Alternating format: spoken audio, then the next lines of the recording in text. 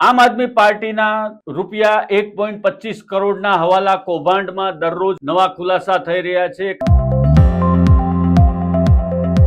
નમસ્કાર દર્શક મિત્રો, હોટલાઇન ન્યૂઝમાં આપનું સ્વાગત છે। આમ આદમી પાર્ટીના દિલ્હીથી મોકલવામાં આવેલા પૈસા લેવા માટે જે આંગડિયા ઓફિસમાં ગયો હતો એ આકાશ નામનો જે આરોપી છે એ સુરત પોલીસને હાથતાળી આપી અને દિલ્હી નાસી છૂટ્યો હોવાનું સામે આવ્યું છે। 19.50 લાખ રૂપિયાથી વધારેની રકમ લેવા ગયેલા આ હવાલા કૌભાંડના આરોપીઓ પોલીસને હાથ લાગ્યા બાદ જે તપાસ થઈ રહી છે એની વચ્ચેથી આ આરોપી નાસી છૂટ્યો છે। એમની પૂરી પૂછપરછ થાય એ પહેલા જે નીકળી ગયો છે, જેને કારણે સુરત પોલીસ પણ હવે દોડતી થઈ છે।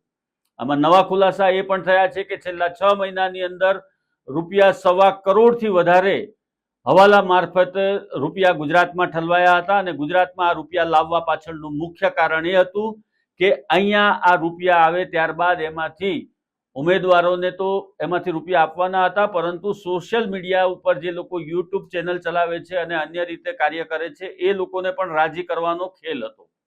આ ઉપરાંત ગુજરાતના ગામડાઓ સુધી આ રૂપિયા પહોંચાડવાના હતા અને એના આધારે મતદારોને ખરીદવાનો પણ પ્રયત્ન કરવામાં આવનાર હતો।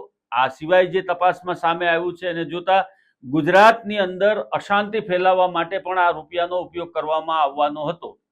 એટલે દર્શક મિત્રો, હવે જોઈ શકાય છે કે આમ આદમી પાર્ટીની માનસિકતા કેટલી હદે નીચે ઉતરી ગઈ છે કે ગુજરાત જેવા શાંત રાજ્યની અંદર ગુજરાતની નિર્દોષ પ્રજાની વચ્ચે વૈમનસ્ય ફેલાય અને અશાંતિ ઊભી થાય અને આ અશાંતિનો લાભ લઈ અને મતદાનમાં પોતાનો ફાયદો થાય એવા પણ પ્રયત્ન કરવામાં આવવાના હતા।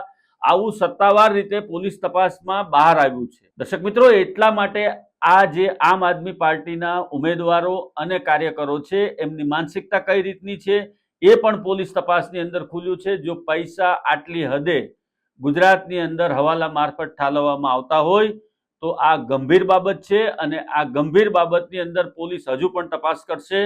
તો આ રૂપિયાથી કોને કોને ફાયદો થવાનો હતો, કોને આ રૂપિયા મળવાના હતા, એની પણ વિગતો સામે આવવાની સંભાવના છે।